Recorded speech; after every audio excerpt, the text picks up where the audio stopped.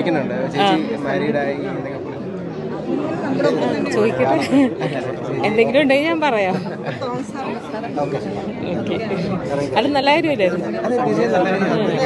അപ്പൊ നല്ലത് എപ്പോഴെങ്കിലും ചെയ്യാമെന്ന് വിചാരിക്കണം.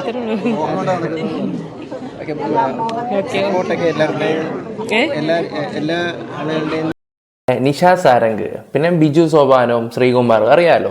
ബിജു സോപാനവും ശ്രീകുമാറിനും ഈ അടുത്ത സമയത്ത് ഒരു കേസും കാര്യങ്ങളൊക്കെ വന്നിട്ടുണ്ടായിരുന്നു. സീരിയലിനകത്ത് അഭിനയിക്കുന്ന നടി തന്നെ ഇവർക്കെതിരെ കൊണ്ട് കേസും കാര്യങ്ങളൊക്കെ കൊടുക്കുകയുണ്ടായി. ചെറുപ്പക്കാരി എന്നാണ് പറയുന്നത്. പക്ഷെ അതിൻ്റെ ഒരു എക്സ്പ്ലനേഷനോ കാര്യങ്ങളോ ഒന്നും അവർ വന്ന് പറഞ്ഞിട്ടൊന്നുമില്ലായിരുന്നു. ഇതിനെക്കുറിച്ച് ഇതാരാണ് ചെയ്തത്, എന്താണ്, ഇതിനെക്കുറിച്ച് ഒന്നും അവർ പറഞ്ഞു. ചില കാര്യങ്ങളൊക്കെ കാണുമ്പോൾ ആൾക്കാർ കറങ്ങി തിരിഞ്ഞ് ഇന്ന ആളിൻ്റെ അടുത്ത് വരുന്ന ഒരു കാര്യത്തിലോട്ടാണ് പോയിക്കൊണ്ടൊക്കെ ഇരിക്കുന്നത്. ഓക്കെ, അറിയാലോ. പിന്നെ ഹേമ കമ്മിറ്റി കാര്യങ്ങളൊക്കെ വന്ന സമയത്ത് മലയാള സിനിമയിൽ തന്നെ സ്ട്രോങ് ആയിട്ട് നിന്ന് സംസാരിച്ചെടുത്ത് നമ്മുടെ നിവിൻ പോളി മാത്രമേ ഉള്ളൂ. പ്രസ് മീറ്റും കാര്യങ്ങളൊക്കെ വിളിച്ചിട്ട് ഉള്ള കാര്യം ഉള്ള പോലെ പറയുകയും ചെയ്ത് കോടതിയിൽ നിന്ന് ക്ലീൻ ചീട്ട് കിട്ടുകയും ചെയ്തിട്ടുണ്ടായിരുന്നു. അപ്പോൾ ഈ ബിജു സോമാനും ശ്രീകുമാറും ഒക്കെയാണ് ഇപ്പം ഈ അടുത്ത സമയത്ത് വന്നതും പ്രശ്നങ്ങളൊക്കെ ഉണ്ടാവാനൊക്കെ കാരണമൊക്കെ. ഓക്കെ, ഇതിലെ പല ആൾക്കാർ ഇപ്പം ഈ പറയുന്ന നിഷ പിടിക്കുന്നുണ്ട്. നിഷയ്ക്ക് ഇത് പങ്കുണ്ട്, നിഷയാണോ കൊടുത്തത് എന്നുള്ള രീതിയിലും കാര്യങ്ങളൊക്കെ പോകുന്നത്.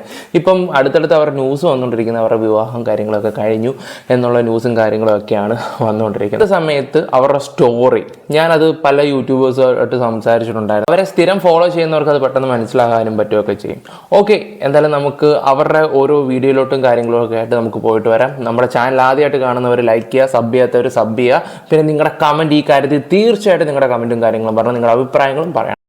ആദ്യം അവർക്ക് ഫേസ്ബുക്കിൽ ഒരു പോസ്റ്റ് ഇട്ടിട്ടുണ്ടായിരുന്നു നിഷ സാരംഗ്. സത്യസന്ധമായി ജീവിക്കുന്നവരുടെ ജീവിതത്തിൽ നിന്നും പലരും വഴിമാറിപ്പോയേക്കാം. കാരണം മനോഹരമായ കള്ളങ്ങളാണ് പലരെയും ഇഷ്ടപ്പെടുത്തുന്നത്. ശുഭദിനം എന്നൊക്കെ പറഞ്ഞിട്ടാണ് ഇപ്പോൾ ശുഭദിനം പിടിച്ചിരിക്കുക. അതിനകത്ത് പിന്നെ 10-65 കമൻറ്റും കാര്യങ്ങളൊക്കെ ഉണ്ടായിരുന്നു. പിന്നെ കുറേ ആൾക്കാർ അട്ടഹാസിക്കുന്ന ഇമോജികളും കാര്യങ്ങളും ഇട്ടിട്ടുണ്ടായിരുന്നു. പിന്നെ ഇന്നലെ മെനഞ്ഞാന്നും ഒക്കെ ആയിട്ട് മൊത്തം ഈ ശോകത്തിൻ്റെ സ്റ്റാറ്റസ് ആയിരുന്നു കൂടുതലും. ഒക്കെ കല്യാണം കഴിഞ്ഞിട്ടും സ്റ്റാറ്റസോ ശോകം ഹൈഡ് ചെയ്യുന്നതായിട്ട് എനിക്ക് തോന്നിയിട്ടുണ്ട്. നല്ല രീതിയിൽ ഹൈഡ് ചെയ്യുന്നുണ്ട് കുറേ കാര്യങ്ങളൊക്കെ. കാരണം ചില കാര്യങ്ങൾ പറയാതെ ഇൻഡിട്ട് കൊടുക്കുക. കാരണം ഇപ്പം നമ്മളെപ്പോലെ റിയാക്ഷൻസ് വീഡിയോസൊക്കെ ചെയ്യുന്ന ഒരുപാട് ആൾക്കാരുണ്ട്. അവർക്കൊരു മുക്കും മൂലയും കിട്ടിക്കഴിഞ്ഞാൽ അവർ ചിലപ്പം വേരോടെ പിഴുത് മുന്നിൽ കൊണ്ടുവരുമെന്ന് അവർക്ക് നല്ല രീതി അറിയാവുന്നതുകൊണ്ടായിരിക്കും അവരങ്ങനെ ഇട്ടു പോകുന്നത്. സ്റ്റോറി ഞാൻ വായിച്ചു തരാം. സ്നേഹം കൊണ്ടുള്ള മുറിവ് മായാതെ കിടക്കും മരണം വരെ എന്നുള്ള രീതിയിൽ. ആഹാ, എന്തൊക്കെയോ കൊച്ചു കാര്യങ്ങളൊക്കെ ഉണ്ട്, നമുക്ക് മനസ്സിലാവുന്നുണ്ട്.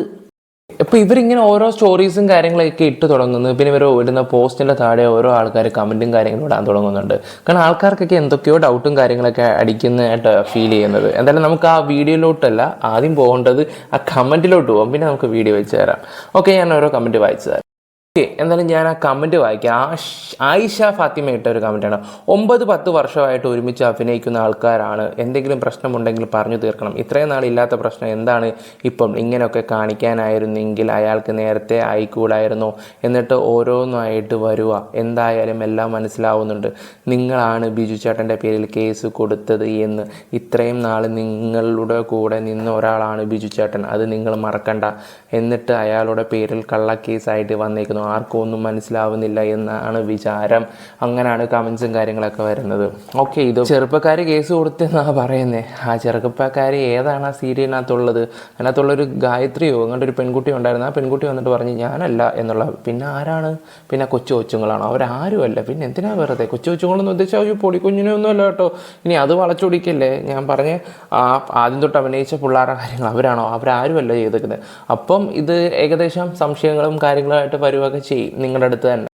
അടുത്തൊരു കമൻറ്റ്, എന്തിനാണ് നിങ്ങൾ വളഞ്ഞിട്ട് മൂക്ക് പിടിക്കുന്നത്? പ്രേക്ഷകരോട് എന്തെങ്കിലും പറയാനുണ്ടെങ്കിൽ നേരിട്ട് പറ, കഷ്ടം തന്നെ എന്നുള്ള രീതിയിൽ ഒരു കമൻറ്റ്. പിന്നെ അഖില ജെയിംസ്, ഇതെന്തോന്ന് സാഹിത്യം ഒക്കെ ആരെ കാണിക്കാനാണ് ഇങ്ങനെ എഴുതി വിടുന്നതെന്നൊക്കെ പറഞ്ഞ് അങ്ങനെ കുറച്ച് കമൻറ്റും കാര്യങ്ങളും ഒക്കെ. ഓക്കെ, അപ്പോൾ ആൾക്കാർക്ക് കുറേ കാര്യങ്ങളൊക്കെ മനസ്സിലാവുന്നുണ്ട്. കാരണം ഇവരൊക്കെ സ്ഥിരം ഫോളോ ചെയ്യുന്ന കുറേ ആൾക്കാരാണ്. ഇന്നലെ ഒരു പടത്തിൻ്റെ പ്രൊമോഷനായിട്ട് അവർ വന്നിട്ടുണ്ടായിരുന്നു. നമുക്ക് അതിൻ്റെ വീഡിയോ കണ്ടിട്ട് വരാം. പുതിയ വിശേഷമൊന്നുമില്ല. ഇങ്ങനെ തന്നെ പോകണം. ഉപ്പുമ്പളവും നടക്കുന്നുണ്ട്. ആയിക്കോട്ടെ ആയിക്കോട്ടെ, ബാക്കി ബാക്കി. ഓക്കെ. സിനിമ വളരെ വളരെ നല്ല, വളരെ ടച്ചിങ് ആയിട്ടുള്ളൊരു പടമാണ്. എന്താ പറയുക, സ്ത്രീകൾക്ക് ഒരിക്കലും ഇത് മിസ് ചെയ്യരുതെന്നാണ് എനിക്ക് പറയാനുള്ളത്. കാരണം അമ്മ എന്നുള്ളൊരു വികാരത്തെ സ്ത്രീ എങ്ങനെ കാണുന്നു എന്നുള്ളതാണ് ഈ സിനിമ കൊണ്ട് ഉദ്ദേശിക്കുന്നത്. അപ്പോൾ അത് കണ്ടില്ലേ നഷ്ടമാണ്. നല്ല സബ്ജക്റ്റ് വളരെ അപൂർവം വല്ലപ്പോഴും ഒക്കെ സംഭവിക്കുന്നൊരു കാര്യമാണ്.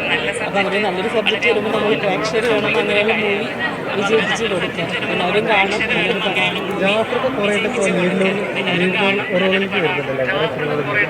അവർക്ക് ഒരു രക്ഷയില്ല. വളരെ എല്ലാവരും വളരെ ഭംഗിയായിട്ട് ചെയ്തിട്ടുണ്ട്.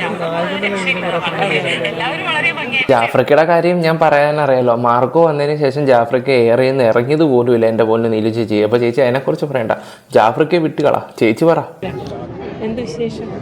ജീവിതത്തിലേക്ക് കടന്ന് ഇങ്ങനെ പുതിയതല്ലല്ലോ, ജീവിതം എപ്പോഴും ഇങ്ങനെ നടന്നുകൊണ്ടിരിക്കണല്ലോ, അതിന് പുതുമയൊന്നും ഇല്ലല്ലോ.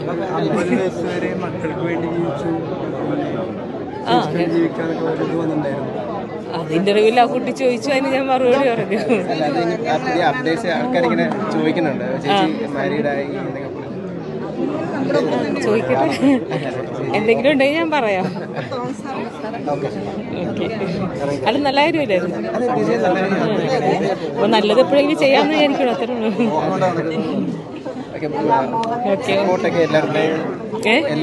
എല്ലാ ആളുകളുടെയും സപ്പോർട്ടുണ്ട് ചേച്ചി, അതാണ്. അല്ല, എനിക്കങ്ങനെ തോന്നി. കാരണം വെച്ചാൽ എപ്പോഴും നമുക്കൊരു എല്ലാം പങ്കുവയ്ക്കാൻ ഒരാളുള്ളത് നല്ലതല്ലേ. ഒറ്റപ്പെടുമ്പോൾ ചിലപ്പോൾ നമുക്ക് അങ്ങനെയൊക്കെ ചിന്തിക്കേണ്ടി വരും.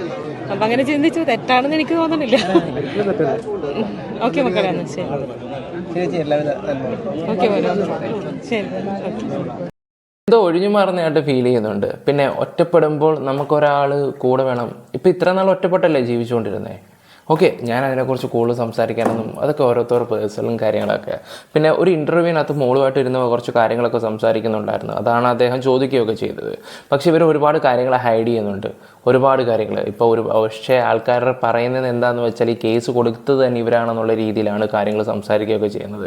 എന്തെങ്കിലും പ്രശ്നങ്ങളും കാര്യങ്ങളും ഉണ്ടെങ്കിൽ നിങ്ങൾ പരസ്പരം പറഞ്ഞു തീർക്കാൻ നോക്കുക, അതായിരിക്കും കുറച്ചും കൂടെ നല്ലത്. പിന്നെ അതുപോലെ തന്നെ ഈ ശ്രീകുമാറും ഈ പറയുന്ന ബിജു അവരൊന്നും രംഗത്ത് വന്ന് കാര്യങ്ങളൊന്നും വെളിപ്പെടുത്തിയിട്ടില്ല.